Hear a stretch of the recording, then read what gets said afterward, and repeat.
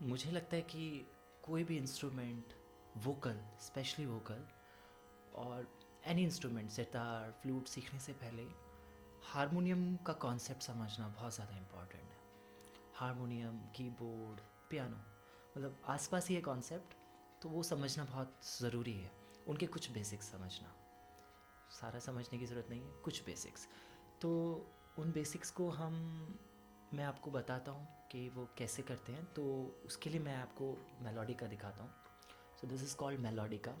It's a part of family like keyboard, harmonium और piano, kind of. So आप देख सकते हैं इस पे भी सेम मैकेनिज़्म है जैसा कि कीबोर्ड पर आप देखते हैं या फिर आप हारमोनियम पर देखते हैं, ब्लैक एंड वाइट कीज़। तो ऑन द कीबोर्ड, यहाँ पे एक बात है कि on the keyboard we have two kind of keys, first is black and second is white. And आप देख सकते हैं कि इतनी सारी ब्लैक है, बट अगर हम काउंट करेंगे तो आप देखेंगे कि two black and three blacks, then comes two black and three blacks. It means two black and three black are the original and then it is repeating and repeating itself. So मतलब two blacks, one two three four five, ये five blacks हैं। तो this is called first black key, जो two black keys में left side वाली है, this is called first black key. Second black key, third black key, fourth black key and fifth black key. So and then again comes first black key, second black key, third black key and so on. ऐसा ही चलता रहता है। तो ये five black keys हैं, इनके fix नाम है, वो हम समझ लेते हैं क्या नाम है। First black key is equal to C sharp, second black key is equal to D sharp, third black key is equal to F sharp, fourth black key is equal to G sharp and fifth black key is equal to A sharp, then comes again C sharp. Is even it is important to remember it, okay. Then second thing आती है white keys. अब first white key को समझना बहुत ज़रूरी है। तो first black से just previous one is the first white key, ठीक है। First white key, second white key, third white key, fourth white key, fifth white key, sixth white key, seventh white key and then again comes first white key.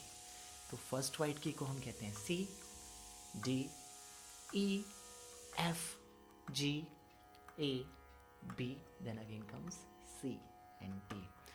तो यहाँ भी ये समझ लेते हैं, जब अगेन वो आ रहा है तो एक ऑक्टेव कंप्लीट हो गया, next Octave is coming, okay.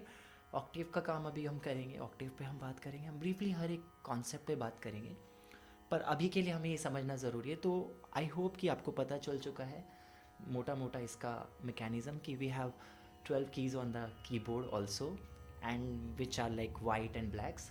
Blacks are five keys, जो C sharp, D sharp, F sharp, G sharp और ए शार्प, जिनके नाम है first black, second black, third black, और हिंदी में हम कहते हैं पहला काला दूसरा काला। अगर कोई हिंदी इंडियन संगीतकार होगा तो कहेगा भाई पहले काले मेरा स्केल है, दूसरा काला स्केल है, और इस तरह से पहला सफ़ेद, दूसरा सफ़ेद, और इनके भी हमें नाम पता चल गए, पहला सफ़ेद इक्वल टू सी, दूसरा सफ़ेद इज इक्वल टू डी। तो ये सब आपको मिल जाएगी इन्फॉर्मेशन, पर समझना बहुत इंपॉर्टेंट है यहाँ तक। तो आई होप अभी तक हम लोग कोलाइडनेस से लेकर और कीबोर्ड के बेसिक्स तक हम आ चुके हैं कि वो 12 नोट्स कैसे आते हैं और 12 नोट्स कैसे स्टैब्लिश हैं।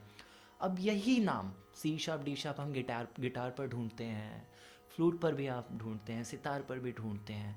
ऑल्दो सितार ये इंडियन इंस्ट्रूमेंट है तो हम इस पर सरगम के तौर पर चलते हैं। नाउ इम्पॉर्टेंट क्वेश्चन इज़ कि ये तो भाई इनके फिक्स नाम है, मतलब मैं सी शार्प को बदल नहीं सकता, ओके। सी शार्प ही रहेगा। तो हिंदुस्तानी वे में लाइक सरगम में सा रे गा मा पा धा नी सा, मैं सा किसको मानूँ, मैं रे किसको मानूँ, मैं गा किसको मानूँ, है ना, पहले काला, दूसरा काला, तीसरा काला। तो यहाँ पर हमें कॉन्सेप्ट को समझना बहुत इंपॉर्टेंट है